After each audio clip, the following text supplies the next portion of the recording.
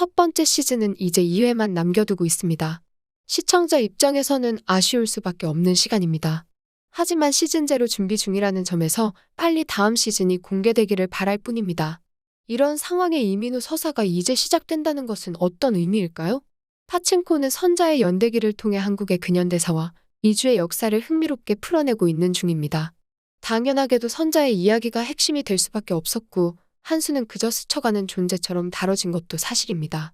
이민호의 이름이 가장 먼저 언급되고 화제몰이의 중심이었던 그가 6회 동안 등장한 내용을 보면 실망스러운 것도 사실이었죠. 드라마가 가지는 가치와 의미는 그 어떤 것과 비교해도 뒤지지 않을 정도로 잘 만들어졌지만 이민호 팬들로서는 한수가 주인공이 아니었나 하는 의구심과 배신감도 느꼈을 듯합니다. 초반 선자와 한수가 사랑하는 관계가 되는 시점까지만 해도 자연스러웠지만 임신 이후 이야기는 선자와 솔로몬에게 모든 것이 집중되었습니다. 그리고 이민호는 마치 엔딩 요정처럼 마지막 장면에 등장해 다음 회를 기대하게 하는 브릿지 역할을 하는 것이 전부였습니다. 팬들로서는 드라마의 높은 완성도와 해외 언론의 호평이 쏟아지며 더욱 큰 소외감을 느꼈을 법도 합니다. 그런 기다림에 지쳐갈 무렵 이제 이민호가 연기한 한수의 서사가 본격적으로 시작하려 합니다. 어린 나이에 오사카로 건너가 성공하는 과정이 담길 예정이라는 점에서 그가 어떻게 소년 한수에서 청년 한수로 성장해 가는지 궁금해집니다. 지독한 가난을 이겨내기 위해 혈혈단신 오사카로 건너가 온갖 핍박을 견디고 성공하는 과정은 또 다른 이민의 역사이기도 합니다. 선자의 연대기가 핵심일 수밖에 없지만 한수의 연대기 역시 중요한 이유는 그의 서사 역시 우리의 근현대사를 관통하기 때문입니다. 그런 한수 이야기가 첫 시즌 2번의 에피소드를 남겨두고 등장하는 것은 분명한 목적이 존재합니다. 한수 이야기가 시작되며 첫 번째 시즌이 마무리되는 것은 앞서 그가 엔딩 요정처럼 등장했던 것과 마찬가지로 다음 시즌에 대한 기대치를 극대화시키기 위한 전략적 장치로 다가옵니다. 그만큼 이민호라는 인물이 파친코라는 드라마를 이끄는 실질적 존재라는 의미이기도 합니다. 한수라는 인물은 사실 그렇게 호감이 갈 수 있는 존재는 아닙니다. 그가 지독한 가난을 피해 오사카로 건너가 일본인들의 핍박에도 성공할 수 있었던 것은 독하지 않으면 불가능합니다. 때론 그들에게 납작 엎드려야 했을 것이고 필요에 의해서는 배신도 해야 했을 겁니다. 살아남기 위해 스스로 자신을 버리고 새로운 한수가 되어야 했던 이 인물의 서사는 선자와 가족들의 이야기와는 전혀 다른 의미로 다가올 수밖에 없죠. 진정한 의미의 매운맛 캐릭터가 폭주하듯 등장한다는 점에서 이전 이야기와는 또 다른 이민자의 적응기가 지독함으로 다가올 것으로 보입니다. 여자가 감당해야 하는 몫과 남자가 헤쳐나가야 할 것은 다릅니다.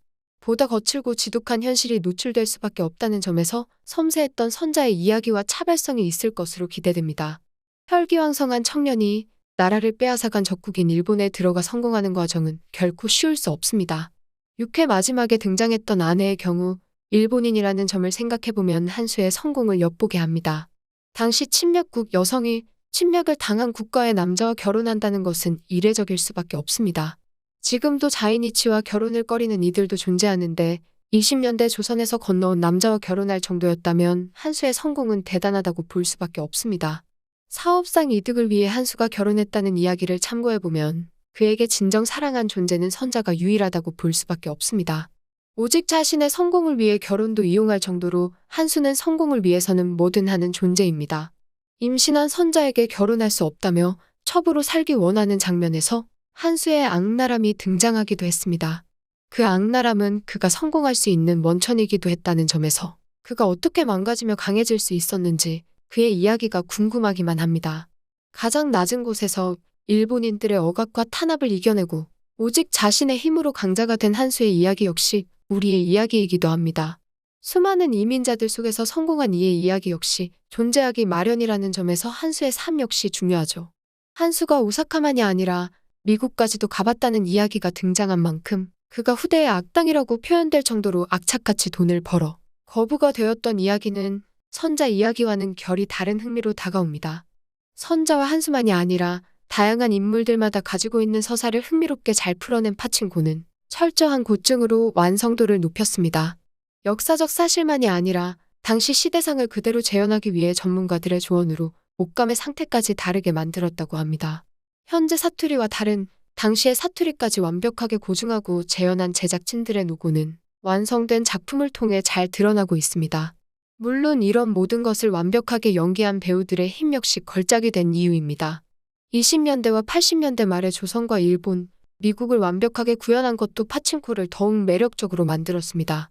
선자라는 캐릭터는 단순히 한국인의 애환을 가진 존재만이 아니라 전 세계 이민자들의 삶을 투영하고 있다는 점에서도 중요합니다. 모든 이들의 이민사까지 아우르는 그 힘이 곧 파친코라는 점에서 한수의 서사 역시 기대가 큽니다. 한수의 서사 역시 선자의 삶처럼 모든 이들의 이민사와 연결될 수밖에 없다는 점에서 그의 이야기가 더욱 궁금해집니다. 파친코의 첫 번째 시즌 마지막 이야기는 한수의 서사가 주를 이룰 수밖에 없습니다. 그의 삶은 어떤 굴곡으로 점철되었는지, 그리고 그가 악당이 될 수밖에 없었던 이유 역시 자세하게 다뤄질 것으로 기대됩니다. 역도산의 등장과 관동대지진 등 역사적 사건만이 아니라 전쟁 후 본격적으로 이어질 자이니치의 3등 앞으로 펼쳐질 이야기는 너무 많습니다. 다음 시즌이 빨리 공개될 수 있기만 고대합니다.